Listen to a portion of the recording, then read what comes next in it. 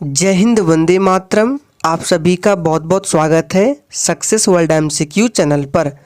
तो फ्रेंड्स, आज के सेशन में बिहार पुलिस कांस्टेबल एग्जाम 2022 के लिए मॉडल प्रैक्टिस सेट 11 को कवर करने वाले हैं। और इससे पहले आपका टोटल 10 मॉडल प्रैक्टिस सेट हो चुका है इस बुक से। अगर आपने नहीं देखा है तो सभी वीडियो के लिंक आपको डिस्क्रिप्शन बॉक्स में मिल जाएगा, ज़रूर जाके देखिए। तो चलिए आज के सेशन को स्टार्ट करते हैं। तो जल्दी जल्दी से आप सभी लाइव में जुड़ जाइए। सभी को गुड इवनिंग, गुड इवनिंग। तो चलिए इसी के साथ आज के सेशन को स्टार्ट करते हैं। तो फ्रेंड्स चलिए स्टार्ट करते हैं फर्स्ट क्वेश्चन से। तो फर्स्ट क्वेश्चन हिंदी का है, राष्ट्र की भाववाचक संज्ञा क्या होगा। आप लोगों को लाइव चैट का ऑप्शन मिलता है। अगर किसी भी प्रश्न का आंसर आता है तो आप लोग लाइव चैट में अपना अपना आंसर देने का प्रयास करें। तो देखिए, राष्ट्र की भाववाचक संज्ञा जो होगा ये राष्ट्रीयता होगा, जो कि ऑप्शन डी में दिया गया है। तो जो ही बच्चे लाइव चैट में डी ऑप्शन को दे रहे हैं, बिल्कुल सही जवाब है। राष्ट्र की भाववाचक संज्ञा क्या होगा, राष्ट्रीयता होगा। दूसरा प्रश्न है, सिर उठाना इस मुहावरे का सही अर्थ क्या है। चलिए आंसर करते जाएंगे। और फ्रेंड्स, बिहार पुलिस कांस्टेबल 2022 के लिए अब तक लगभग हमने 70 से 80 वीडियो को कवर किया है, जिसमें से बिहार पुलिस कांस्टेबल एग्जाम में 2010 से लेकर 2021 तक में जितने भी हिस्ट्री के, पॉलिटी के, ज्योग्राफी के, साइंस के, हिंदी के प्रश्न पूछे गए थे, उन सभी को अलग अलग वीडियो में कवर किया गया है। तो आप प्रीवियस ईयर क्वेश्चंस को जरूर सॉल्व करें, देखिए किस तरह के प्रश्न पूछे गए थे। तो दूसरे का राइट आंसर, जो ही बच्चे लाइव चैट में डी को दे रहे हैं, बिल्कुल सही जवाब हो जाएगा। सिर उठाना का मुहावरा का अर्थ होता है विद्रोह करना। नेक्स्ट क्वेश्चन देखिए, इत्यादि का सही संधि विच्छेद क्या है। देखिए, आपको यहाँ से 2 से 3 संधि विच्छेद को ध्यान रखना है, जो कि बिहार पुलिस कांस्टेबल के एग्जाम में पूछा भी गया है। जैसे इत्यादि का सही संधि विच्छेद क्या होगा, तो इति प्लस आदि ये होता है इत्यादि का। एक पूछा जाता है पवन का, तो पवन का होता है पो जोड़ अन, ये होता है पवन का। और एक पूछा जाता है पावक का, तो पावक का होता है पौ जोड़ अक। इन दोनों को याद रखना है, इसमें बच्चे कंफ्यूज करते हैं, पवन में पो जोड़ अन और पावक में पौ जोड़ अक। नेक्स्ट क्वेश्चन देखिए, अपव्यय शब्द का विलोम क्या है। चलिए आंसर करते जाएंगे। और देखिए, आपसे एग्जाम में बिल्कुल इसी तरह के हिंदी के प्रश्न पूछे जाएंगे। तो अपव्यय शब्द का विलोम क्या होता है, मितव्यय होता है। सी ऑप्शन बिल्कुल सही जवाब हो जाएगा, मितव्यय होता है। नेक्स्ट क्वेश्चन जो कि मोस्ट इम्पॉर्टेंट है, रघुवंशम किसकी रचना है। चलिए आंसर करेंगे। ये प्रश्न आप लोगों के लिए इम्पॉर्टेंट है, रघुवंशम किसकी रचना है। तो रघुवंशम जो है आप सभी जानते हैं, ये कालिदास की रचना है। सी ऑप्शन बिल्कुल सही जवाब है। नेक्स्ट क्वेश्चन देखते हैं, रिहंद नदी किस नदी की सहायक नदी है।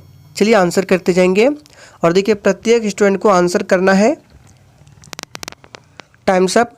तो देखिए, रिहंद नदी जो है ये किस नदी की सहायक नदी है, तो ये जो है सोन नदी की सहायक नदी है। तो फर्स्ट ऑप्शन बिल्कुल सही जवाब हो जाएगा, ध्यान रखना है। और इस पर गोविंद वल्लभ सागर परियोजना स्थित है। पूछा जाता है कि गोविंद वल्लभ सागर परियोजना किस नदी पर है, तो रिहंद नदी पर है। नेक्स्ट क्वेश्चन, भूकंप में धरातलीय तरंगें होती है।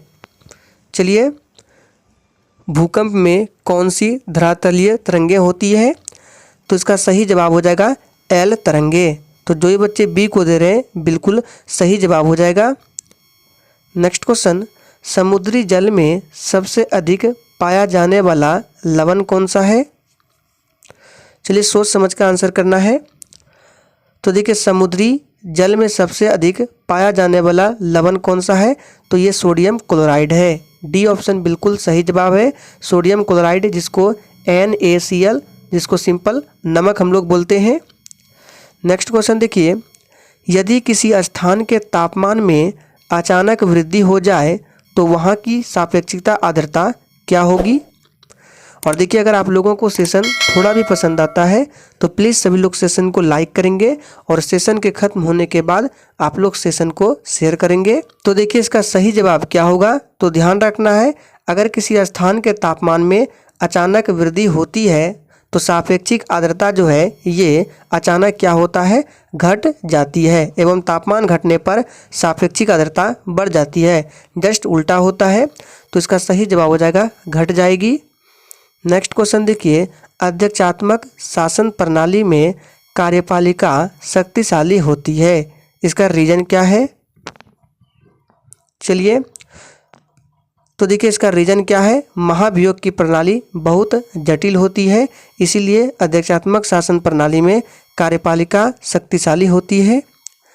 नेक्स्ट क्वेश्चन, अध्यक्षात्मक सरकार जिस सिद्धांत पर आधारित है वह है, फटाफट से आंसर बताएंगे। तो देखिए अध्यक्षात्मक सरकार जिस सिद्धांत पर आधारित है वह है कार्यपालिका की स्वतंत्रता। बी ऑप्शन बिल्कुल सही जवाब है। नेक्स्ट क्वेश्चन देखिए, राजनीतिक विकास से अभिप्राय है। चलिए आंसर करते जाएंगे, राजनीतिक विकास से क्या अभिप्राय है?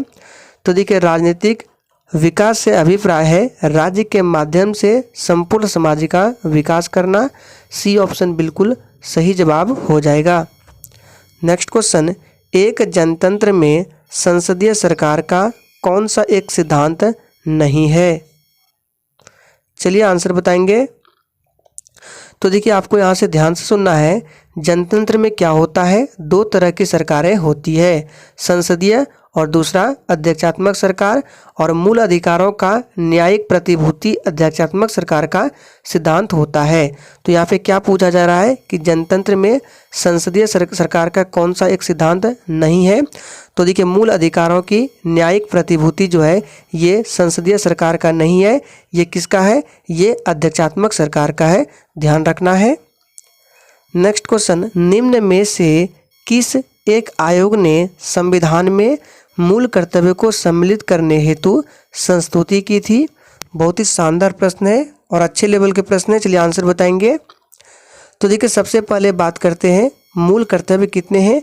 तो वर्तमान समय में 11 मूल कर्तव्य है और इसे रूस देश के संविधान से लिया गया है। तो यहाँ पे पूछा है कि किस समिति ने मूल कर्तव्य को संविधान में जोड़ने की संस्तुति की थी?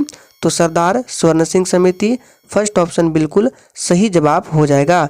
और देखिए इसमें एक पूछा जाता है कि 11वां मौलिक कर्तव्य जो है ये किस संविधान संशोधन के तहत जोड़ा गया था? तो 86वां संविधान संशोधन हुआ था 2002 में, इसी के तहत 11वां मौलिक कर्तव्य को ऐड किया गया था। पहले 10 थे, अभी वर्तमान में 11 है। भारतीय संविधान का 61वां संविधान संशोधन निम्नलिखित में से किस एक से संबंधित है? चलिए आंसर करते जाएंगे। तो देखिए 61वां संविधान संशोधन ये किससे संबंधित है? तो ये मतदाताओं की आयु घटाने से संबंधित है। सी ऑप्शन बिल्कुल सही जवाब होगा। आप लोग कमेंट करके बताएंगे कि 61वां संविधान संशोधन कब हुआ था, और आयु जो है 21 वर्ष से घटाकर 18 वर्ष किया गया था, ये ध्यान रखना है। भारतीय संविधान में राज्य के नीति निर्देशक सिद्धांतों का विचार लिया गया है, किस देश के संविधान से लिया गया है? तो देखिए ये लिया गया है किस देश से? तो आयरलैंड के संविधान से लिया गया है। फर्स्ट ऑप्शन बिल्कुल सही जवाब हो जाएगा। नेक्स्ट क्वेश्चन, रूसो की समान इच्छा से अभिप्राय है। चलिए आंसर करते जाएंगे। तो इसका सही जवाब हो जाएगा, रूसो की समान इच्छा से अभिप्राय है लोगों का सामाजिक कल्याण करना। डी ऑप्शन सही जवाब है। भारतीय संविधान विभक्त है। चलिए आंसर करेंगे। तो देखिए यहाँ पे अध्याय का मतलब होता है भाग, यानी कि भारतीय संविधान में कितने भाग हैं? तो भारतीय संविधान में 22 अध्याय है। बी ऑप्शन बिल्कुल सही जवाब हो जाएगा। ये 22 अध्यायों में विभक्त है, जिसमें 395 आर्टिकल है एवं 12 अनुसूचियाँ हैं। 395 अनुच्छेद और 12 अनुसूचियाँ हैं, ध्यान रखना है। जो लेखक राज्य को संघों का संघ मानते हैं उन्हें क्या कहा जाता है? चलिए आंसर बताएंगे। बहुत ही शानदार प्रश्न है और देखिए बिल्कुल इसी तरह के प्रश्न आपसे एग्जाम में पूछे जाएंगे। तो देखिए इसका सही जवाब क्या होगा? ऑप्शन डी के साथ चला जाएगा। जो लेखक राज्य को संघों का संघ मानते हैं उन्हें बहुलवादी कहा जाता है। नेक्स्ट क्वेश्चन, मांग वक्र प्रदर्शित करता है। चलिए तो देखिए, इस प्रश्न को पहले भी कर चुके हैं हम लोग। मांग वक्र क्या प्रदर्शित करता है? तो हमने बताया था मांग वक्र जो है ये वस्तु की कीमत और वस्तु के मांग के बीच विपरीत संबंध को व्यक्त करता है। इस बात को आप लोग याद कर लीजिए। वस्तु की कीमत और वस्तु की मांग के विपरीत संबंध को मांग वक्र प्रदर्शित करता है। ध्यान रखना है, ये प्रश्न इंपॉर्टेंट है। पूर्ण प्रतियोगिता में दीर्घ काल में साहसी हमेशा प्राप्त करता है। चलिए टाइम्स अप। तो देखिए, पूर्ण प्रतियोगिता में दीर्घ काल में साहसी हमेशा समान लाभ को प्राप्त करता है। तो इसका सही जवाब हो जाएगा सामान्य लाभ। नेक्स्ट क्वेश्चन, सार्वजनिक आय का सबसे महत्वपूर्ण साधन होता है। चलिए आंसर बताएंगे। तो देखिए, सार्वजनिक आय का सबसे महत्वपूर्ण साधन जो होता है ये कर होता है, यानी कि टैक्स होता है। नेक्स्ट क्वेश्चन देखते हैं, भारत के बच्चों में कुपोषण का माप किया जाता है। चलिए आंसर करेंगे। भारत के बच्चों में कुपोषण का माप किया जाता है तो ये किया जाता है 3 वर्ष से कम उम्र के एवं न्यून भार वाले बच्चे में। डी ऑप्शन बिल्कुल सही जवाब हो जाएगा, ध्यान रखना है। नेक्स्ट क्वेश्चन देखते हैं, राष्ट्रीय आय किससे निर्मित होता है। चलिए आंसर बताएंगे। ये भी प्रश्न आप लोगों के लिए इम्पोर्टेंट है, इसको भी ध्यान रखें। राष्ट्रीय आय किससे निर्मित होती है? तो देखिए, राष्ट्रीय आय जो है ये किसी उत्पादक गतिविधि द्वारा निर्मित होती है। तो सही जवाब हो जाएगा किसी उत्पादक गतिविधि द्वारा। नेक्स्ट क्वेश्चन, सकल राष्ट्रीय उत्पाद का मूल्यांकन कैसे किया जाता है? चलिए आंसर बताएंगे। तो देखिए, इसका मूल्यांकन क्या आता है? जीएनपी में मूल्यह्रास को घटाकर। फर्स्ट ऑप्शन सही जवाब है, अर्थात एनपी बराबर होता है जीएनपी माइनस मूल्यह्रास। यदि सकल निवेश शून्य हो जाते हैं तो निम्न में से कौन राष्ट्रीय आय को शून्य होने से रोकता है? तो देखिए, इस प्रश्न को भी हमने करा चुका है। तो देखिए, यदि सकल निवेश शून्य हो जाते हैं तो कौन राष्ट्रीय आय को शून्य होने से रोकता है? तो ये रोकता है उपभोग। फर्स्ट ऑप्शन बिल्कुल सही जवाब हो जाएगा, ध्यान रखना है। नेक्स्ट क्वेश्चन देखिए, भारतीय रिजर्व बैंक नोट निर्गमन की निम्नलिखित प्रणाली को अपनाता है। चलिए, किस प्रणाली को अपनाता है? तो देखिए, ये अपनाता है न्यूनतम कोष प्रणाली को। याद कर लीजिए, भारतीय रिजर्व बैंक नोट निर्गमन की न्यूनतम कोष प्रणाली को अपनाता है। नेक्स्ट क्वेश्चन, शून्य आधारित बजट का आशय क्या है? चलिए, तो देखिए, शून्य आधारित बजट का आशय होता है व्यय की प्रत्येक मद पर इस प्रकार विचार करना जैसे कि वह नई हो। फर्स्ट ऑप्शन बिल्कुल सही जवाब है, कवक सदैव है। चलिए आंसर बताएंगे। तो देखिए, कवक जो है ये अपना भोजन स्वयं नहीं बना पाते हैं, इसलिए कवक जो है सदैव विविध पोषी होते हैं। फर्स्ट ऑप्शन बिल्कुल सही जवाब है। कोलेस्ट्रॉल संश्लेषित होता है, यहाँ पे संश्लेषित होगा। चलिए आंसर बताएंगे। कोलेस्ट्रॉल संश्लेषित होता है, किस में होता है? तो ये होता है यकृत में। सी ऑप्शन बिल्कुल सही जवाब हो जाएगा। यकृत जो है ये मानव शरीर की सबसे बड़ी ग्रंथि है, ध्यान रखना है। नेक्स्ट क्वेश्चन, उत्परिवर्तन उद्विकास के लिए आवश्यक है क्योंकि। चलिए आपको रीजन बताना है। तो देखिए, उत्परिवर्तन उद्विकास के लिए आवश्यक है क्योंकि यह नई विभिन्नताएं पैदा करता है।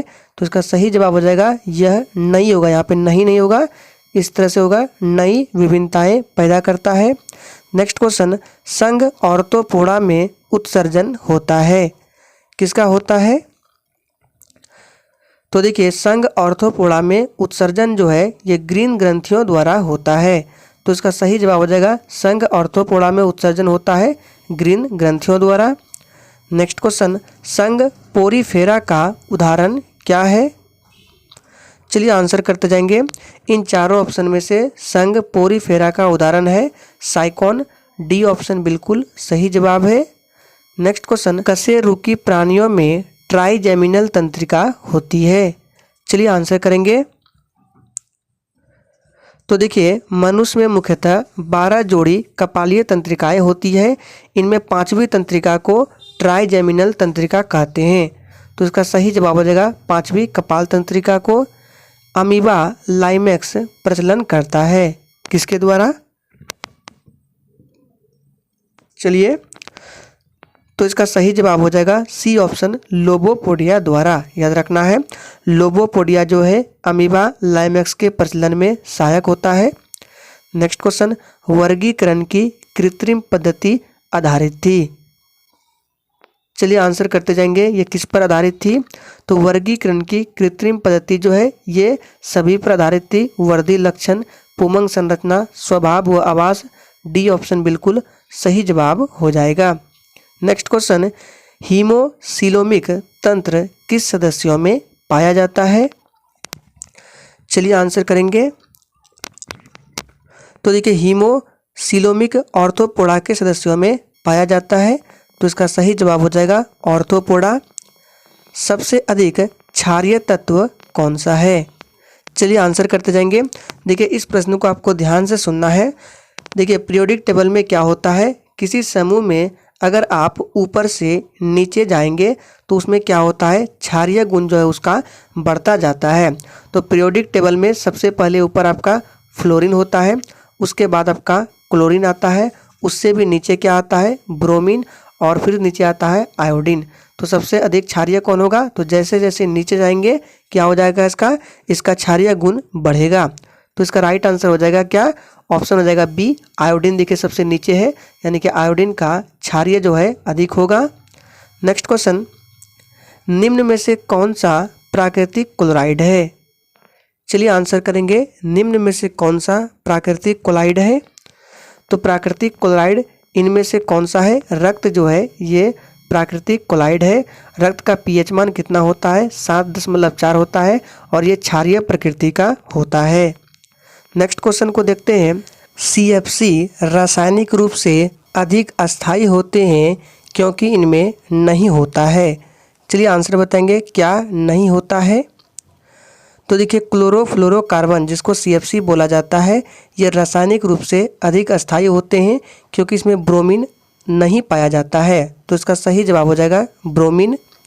Next question, hydrogen sulphide gas अम्लीय पोटेशियम डाइक्रोमेट के विलयन के साथ अभिक्रिया करके विलयन के रंग को क्या करता है? तो देखिए ये विलयन के रंग को हरा कर देती है। सी ऑप्शन बिल्कुल सही जवाब है। निम्नलिखित में से कौन सा योगात्मक बहुलक नहीं है? चलिए आंसर करते जाएंगे। तो देखिए जब एकलक इकाई बार बार जुड़कर एक लंबी श्रृंखला बनाती है तथा उप उत्पाद के रूप में कोई अणु भी नहीं निकलता है तो बना हुआ उत्पाद जो है योगात्मक बहुलक कहलाता है। तो देखिए योगात्मक बहुलक के उदाहरण है टेफ्लॉन, पॉलीथीन, स्टायरीन, PVC, ये सभी है। जबकि बेकेलाइट जो है ये योगात्मक बहुलक नहीं है। नेक्स्ट क्वेश्चन, TNT एक है। चलिए आंसर करते जाएंगे, TNT क्या है? मोस्ट इम्पॉर्टेंट प्रश्न है। तो देखिए TNT जो है ये एक प्रकार का विस्फोटक है। डी ऑप्शन बिल्कुल सही जवाब है। देखिए 44 नंबर प्रश्न को स्किप कर रहे हैं, थोड़ा सा टाइपिंग एरर है। नेक्स्ट क्वेश्चन, टेफ्लॉन निम्नलिखित में से किस एकलक का बहुलक है? चलिए आंसर करेंगे। ध्यान दीजिए 44 नंबर प्रश्न और 47 नंबर प्रश्न थोड़ा सा टाइपिंग एरर है, इसलिए इसको स्किप कर रहे हैं। तो टेफ्लॉन जो है ये किसका एकलक बहुलक है? तो ये टेट्रा फ्लोरोएथिलीन का बहुलक है। नेक्स्ट क्वेश्चन, बेकेलाइट निम्नलिखित के संघनन से बनता है। चलिए तो देखिए बेकेलाइट जो है ये फिनॉल एवं फॉर्मेल्डिहाइड का एक संघनित बहुलक है। तो इसका सही जवाब हो जाएगा फिनॉल तथा फॉर्मेल्डिहाइड। चलिए आगे देखते हैं। साबुन ग्रीज को हटाता है।